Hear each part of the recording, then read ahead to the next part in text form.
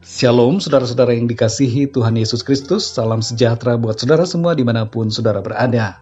Damai dan sukacita oleh Roh Kudus melimpah senantiasa dalam hati dan kehidupan saudara semua. Ayat firman Tuhan saat ini terdapat di dalam kitab Mazmur 34 ayat 8-9. Tertulis demikian: Malaikat Tuhan berkemah di sekeliling orang-orang yang takut akan Dia, lalu meluputkan mereka. Kecaplah dan lihatlah betapa baiknya Tuhan itu. Berbahagialah orang yang berlindung padanya. Saudara yang dikasihi Tuhan, fenomena virus corona menunjukkan adanya ketakutan yang melanda bumi. Orang-orang takut pada kematian. Kematian menjadi begitu menakutkan. Kita semua, tua atau muda, seharusnya tidak takut pada kematian, karena Tuhan Yesus telah menyediakan hidup kekal kepada kita semua yang percaya kepadanya. Dalam Mazmur 34 ayat 8-9 dikatakan, Malaikat Tuhan berkemah di sekeliling orang-orang yang takut akan Dia, lalu meluputkan mereka. Kecaplah dan lihatlah betapa baiknya Tuhan itu. Berbahagialah orang yang berlindung padanya.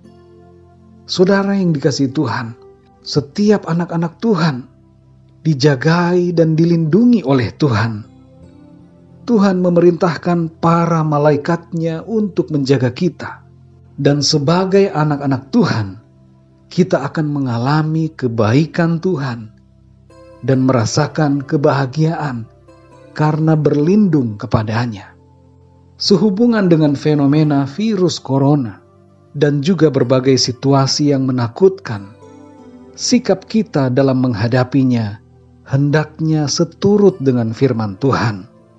Kita sudah mengenali firman-Nya, sifatnya, kebaikannya, kasih-Nya, dan nubuatan-nubuatan mengenai apa yang akan terjadi.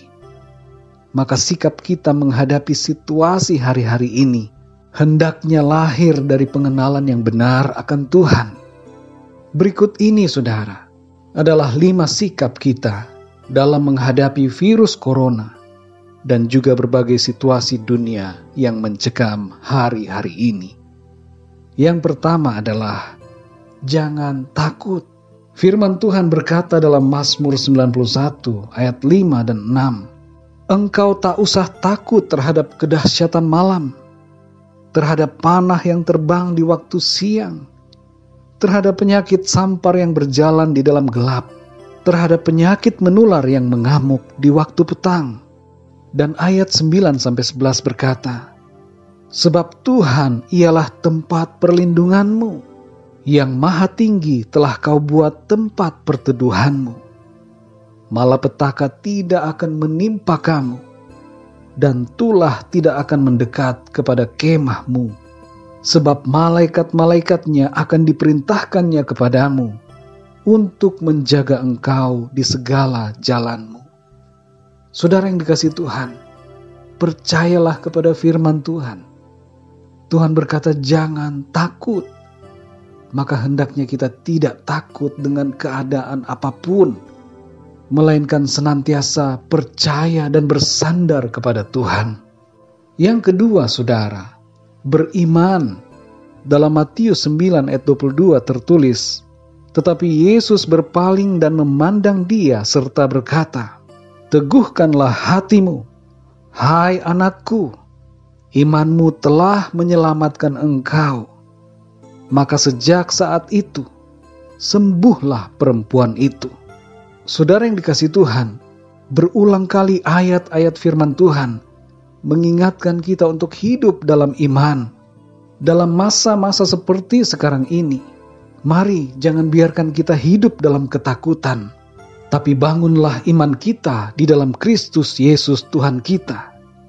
Oleh bilur-bilurnya kita telah disembuhkan, dan kita sebagai orang-orang yang benar, karena telah dibenarkan oleh darah Kristus. Kita semua akan hidup oleh iman. Hidup kita terpelihara karena iman kita di dalam Kristus.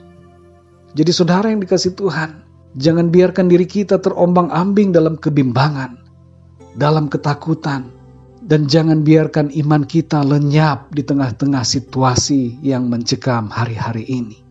Saudara yang dikasihi Tuhan, miliki iman di dalam Kristus.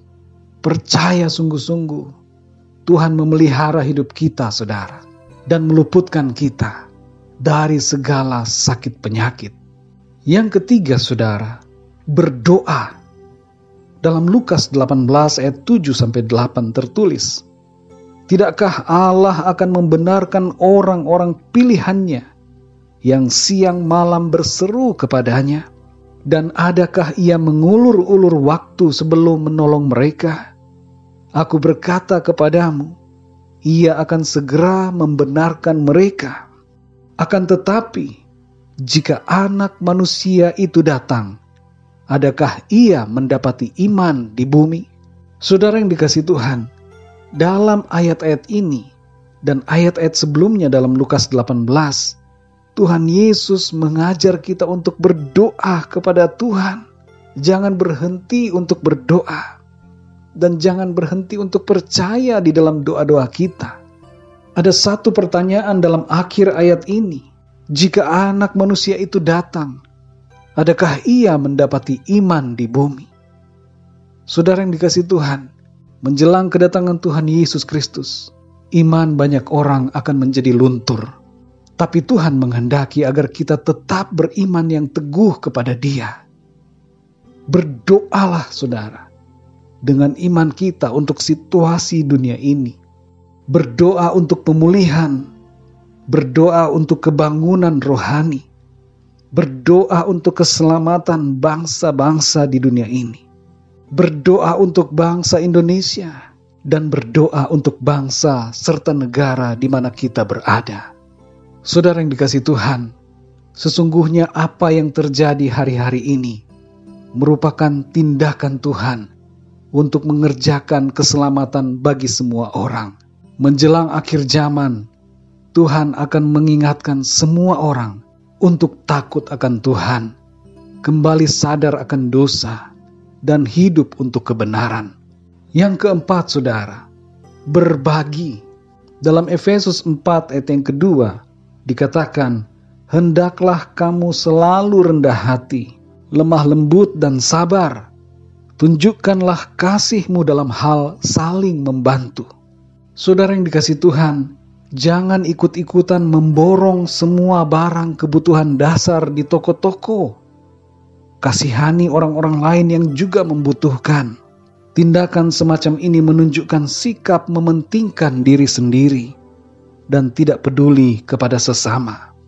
Kalau kita dipercayakan kekayaan oleh Tuhan, maka pakailah kekayaan itu untuk memberkati orang-orang lain yang membutuhkan.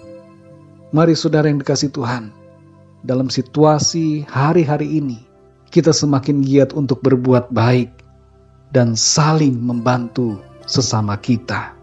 Yang kelima, saudara, bersukacita.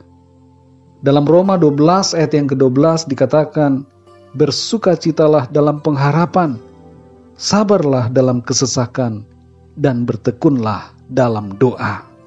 Dalam segala keadaan, baiklah kita selalu bersukacita di dalam pengharapan. Bersukacitalah di dalam Kristus, saudara. Mari saling menguatkan satu sama lain dengan firman Tuhan, dan percayalah kepada Tuhan Yesus Kristus yang menjadi jaminan hidup kita di bumi ini dan di sorga. Jangan kita takut, karena Tuhan yang memegang hidup kita dalam tangannya. Berjaga-jaga tentu perlu, saudara, kita lakukan.